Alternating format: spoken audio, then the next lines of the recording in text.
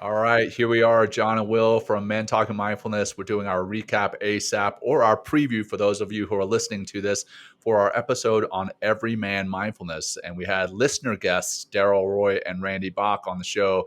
They are self proclaimed regular guys and they are mindfulness practitioners. And the show was phenomenal. They had so many great bombs, knowledge bombs on what mindfulness has done for them and what prevented them from getting into mindfulness in the first place. Will, what are your thoughts?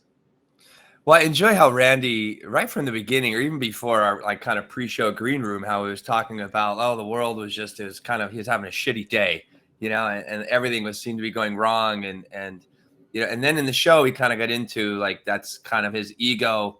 I don't think he used the word ego in the show, but wanting to control everything, and then Right. he realized, well, the only thing that I control is myself.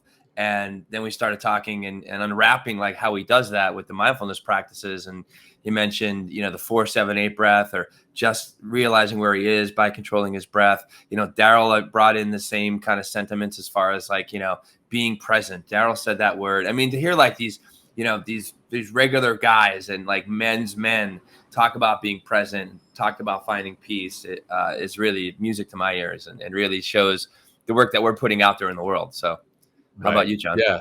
Well, I loved how, before they ever discovered mindfulness, they had heard about meditation and they just thought that they were too tough to do these things. They thought that, Yeah. when they were struggling, as Daryl was an entrepreneur and a veteran, Randy is a former E9 in the Air Force, and that's a very high rank in the E Force on the enlisted side, in the E Force, in the Air Force on the enlisted side. And he's doing amazing things in the military, but he thought, hey, you know what, I'm just going to work harder. When his wife came to him and said, hey, you know what, something's up, you need to retire, he said, well, I'm just going to go to the gym more and work out harder. The saying, man up, or muscle through it. Yeah. Yeah. That's the perception that so many of us have, is that we can Mm, fix this on our own through physical strength or brute force. And they realized, you know what, it wasn't working. It was not working for them. So they tried right. mindfulness, and guess what? Guess what? It worked. It helped them to get in touch with their emotions, get in touch with who they are on a deeper level, and also reconnect with their family, their friends, their coworkers on a different level. So that, I thought that was Yeah. important. And one thing that Daryl brought up was his healing that had to happen. Once he identified some Mm, healing that had to happen, he initially thought, well, once I kind of put this out into the universe, this one particular thing, I'm going to be healed. Well, he knew right after saying it that wasn't the case. And he used this great yeah. analogy of kind of going to the storage shed or storage unit and knowing that something that needed to be unpacked was at the very back of this storage shed.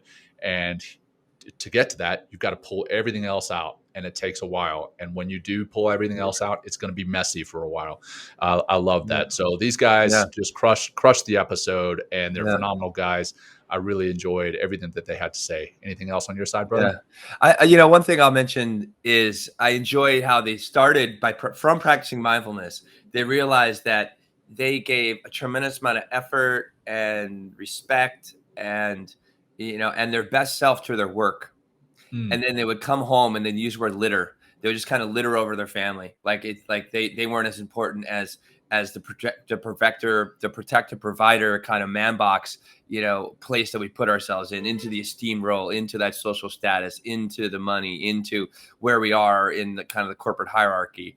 And then when they'd right. come home and be so exhausted by kind of putting up that mask on a persona throughout, the day, that they would just be yelling at their kids or, having problems at home and not taking care of those things.